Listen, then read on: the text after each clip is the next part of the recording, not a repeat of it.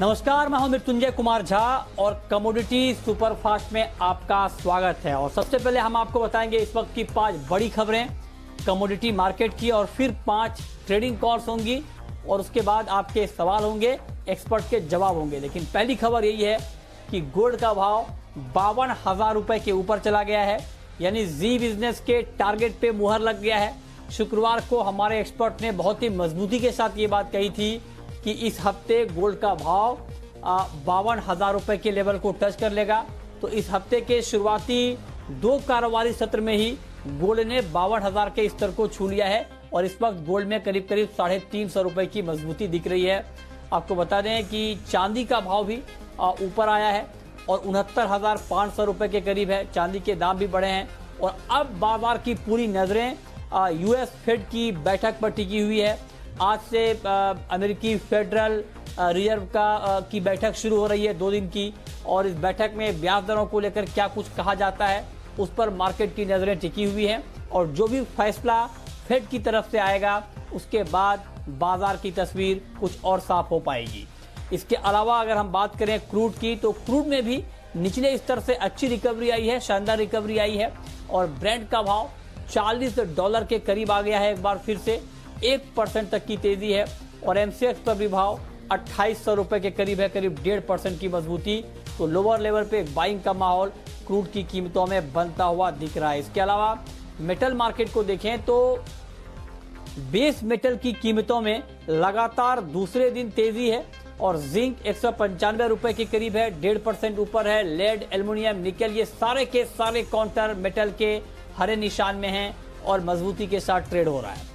ग्वार की बात करें तो मुनाफा वसूली के बाद ग्वार कीमतों में एक बार फिर से तेजी लौटी है और ग्वारगम का वायदा 1.5% तक बढ़ा है। ग्वारसीड में भी करीब 1% की मजबूती है, 4050 के ऊपर इंट्राडे में भाव जा चुका है।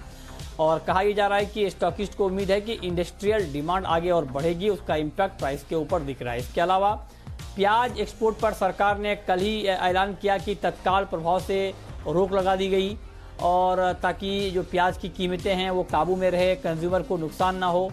लेकिन इसका किसानों ने बड़ा विरोध शुरू कर दिया है और किसानों का ये कहना है कि प्याज एक्सपोर्ट पर रोक से उन्हें उनकी फसल का वाजिब भाव नहीं मिलेगा, उन्हें नुकसान होगा। इसको लेकर के विरोध शुरू हो गया है। तो ये 5 खबरें इस वक्त की, लेकिन इन 5 खबरों के बाद अब बात होगी 5 ट्रेडिंग कॉल्स की। और ये बताने के लिए हमारे साथ वंदना भारती हैं, एसएमसी कॉमट्रेड की। वंदना जी, बहुत बहुत स्वागत है आपका। पहला सवाल मेरा गोल्ड पर ही होगा आपसे। गोल्ड में अच्छी तेजी आई है, 52,000 के ऊपर चला गया है मार्केट। अब इस लेवल पे गोल्ड में क्या किया जाए? मृत्युंजय जी, खरीदारी ही यहाँ पे रहेगी। डॉलर इंडेक्स में यहाँ पे गिरावट है, तो मेरे ख्याल से 51,950 के स्तर पे खरीदारी करनी चाहिए। 52,200 का टारगेट रखना होगा और 51,850 रुपए का स्टॉप लॉस लगा के चलना होगा। तो आप करिए गोल्ड में बाई करके चलें, ठीक है।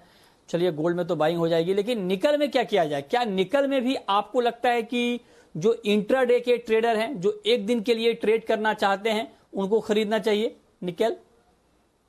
जी मृत्युंजय जी, जिस तरीके से आप बता रहे थे, और चाइना से भी अच्छी खबर है, रिटेल सेल्स भी बढ़ा है वहां पे। और जाहिर सी बात है, डॉलर इंडेक्स में एक नरमी की वजह से कमोडिटीज में कह सकते हैं कि फ्रेश बाइंग आते हुए हम देख रहे हैं।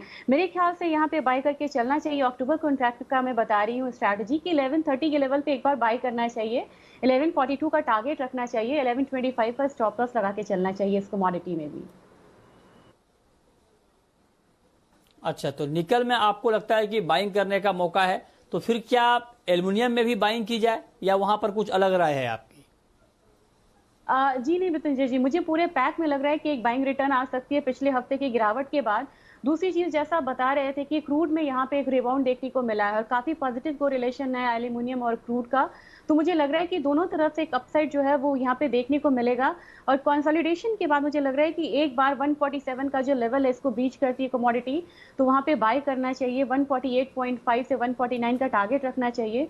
तो स्टॉप लॉस यहाँ पे 145.25 पर लगा के चल सकते हैं, 146.25 का।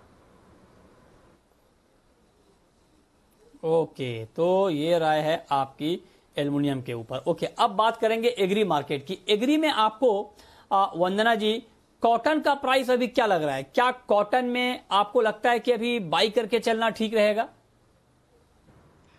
जी मृत्युंजय जी, देखा जाए तो एग्री में भी यहाँ पे एक्शन देखने को मिल रहा है और ऑयल सीड्स के साथ साथ हमने देखा कि कॉटन कॉम्प्लेक्स में भी यहाँ एक इंटरनेशनल मार्केट में फर्म सेंटिमेंट्स थोड़ा सा बना है यहाँ पे। मेरे ख्याल से यहाँ पे बाय करके चलना चाहिए। 17,950 के करीब भी हम बाय करते हैं तो 18,200 का जो लेवल है वो यहाँ पे आ सकता है। 17,850 का एक स्टॉप लॉस लेके चलना चाहिए। और मृत्युंजय जी, हम लोगों ने देखा है कि धीरे धीरे ये 16,000 से 17,000 की रेंज में आया। अब ये 17,000 से मुझे लग रहा है कि 18,000 की रेंज में ये कमोडिटी ट्रेड कर सकती है आने वाले टाइम में। ठीक है, तो ये राय हो गई आपकी कॉटन पे। अब बात करते हैं ग्वार की। ग्वार में आज एक बार फिर से तेजी का माहौल बनता हुआ दिख रहा है और लोअर लेवल पे बाइंग आई है। क्या आपको लगता है कि ग्वार में अब यहां से और तेजी देखने को मिलेगी? काफी एक्शन देखने को मिला है ग्वार काउंटर में, बोथ साइड हम लोग कह सकते हैं, लेकिन ओवरऑल देखा जाए तो अपसाइड का ट्रेंड है यहाँ पे। कल के गिरावट के बाद एक क्विक यहाँ पे एकदम से जंप आया और मुझे लग रहा है ये कंटिन्यू कर सकता है। 4,035 के लेवल पे बाय करना चाहिए, 4100 का टारगेट रखना चाहिए और 4,005 का स्टॉप लॉस लगाना चाहिए। और मृत्युंजय जी, मुझे लग रहा है कि ग्रेजुअली यहाँ पे एक बार हम 4100 का तो यहाँ पे भाव आना ही चाहिए। मुझे लग रहा है कि एक बार 4200 तक का भी भाव जो है आने वाले टाइम में हम देख सकते हैं ग्वार सीड में। ओके, तो आपको लगता है कि 4200 का लेवल भी हमें ग्वार सीड में एक बार दिख सकता है अक्टूबर वायदा में। तो ये 5 कॉल हो गई आपके लिए जहां पर आप ट्रेड ले सकते हैं। लेकिन अब हम शुरू करेंगे सवाल जवाब का सिलसिला और पहला सवाल है जो हमारे साथ जुड़ रहे हैं इस वक्त परम जैन है, सवाल पूछना चाहते हैं। परम जी, बहुत बहुत स्वागत है आपका, पूछिए। Good afternoon sir. Good afternoon, पूछिए। सर, मेरे को आपके लिए नेचुरल गैस पर जानकारी चाहिए, कैसे ट्रेडिंग लेनी चाहिए।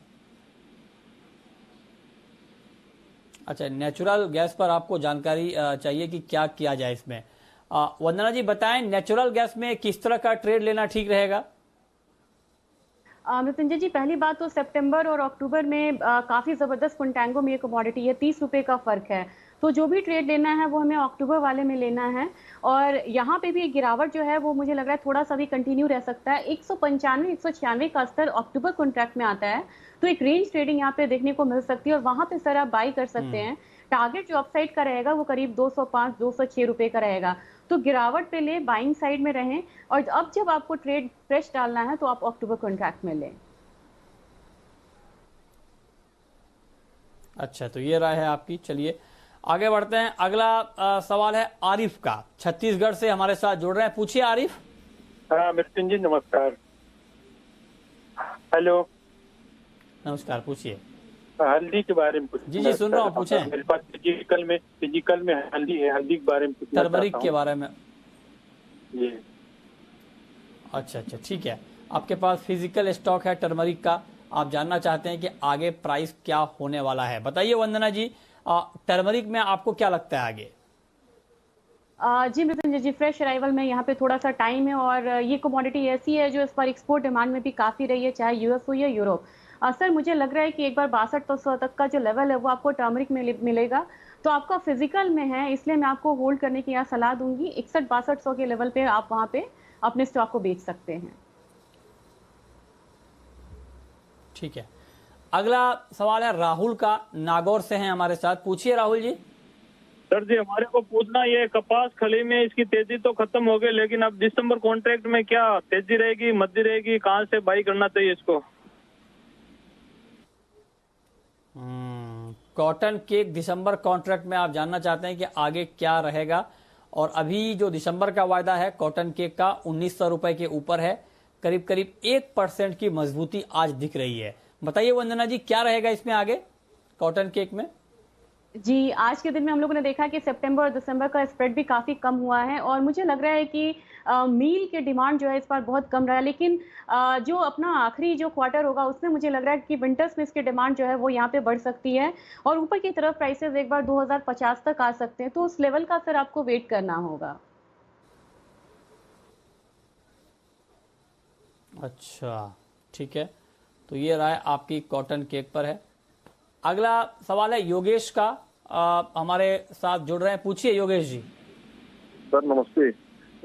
मैंने सर क्रूड लिया हुआ है नमस्कार। 80 में एक लॉट और 2994 में एक लॉट और 2926 में एक लॉट और 2994 में, ऐसे एवरेज मेरा 3000 का आ रहा है 3 लॉट का। और वो 3 लॉट में मैं अभी माइनस में ही चल रहा हूँ। अच्छा, मैं सलाह चाह रहा था कि क्या ऊपर जाने का कुछ इसमें अभी है 21 सितंबर वाले में। ठीक बात है, ठीक बात है। तो आपने अलग अलग लेवल में ट्रेड किया है, आपका एवरेज है 3000 का। तो वंदना जी, हालांकि इनका जो प्राइस है, एवरेज प्राइस है बाइंग का, उससे तो मार्केट बहुत नीचे चल रहा है। तो क्या सुझाव होगा आपका इनके लिए?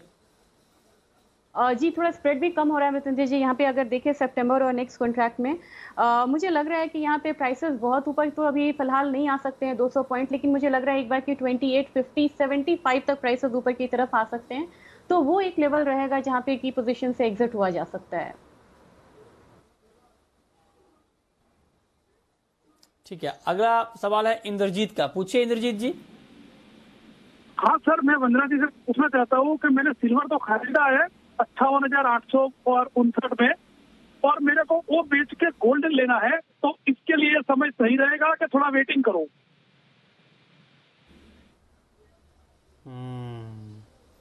बताइए वंदना जी।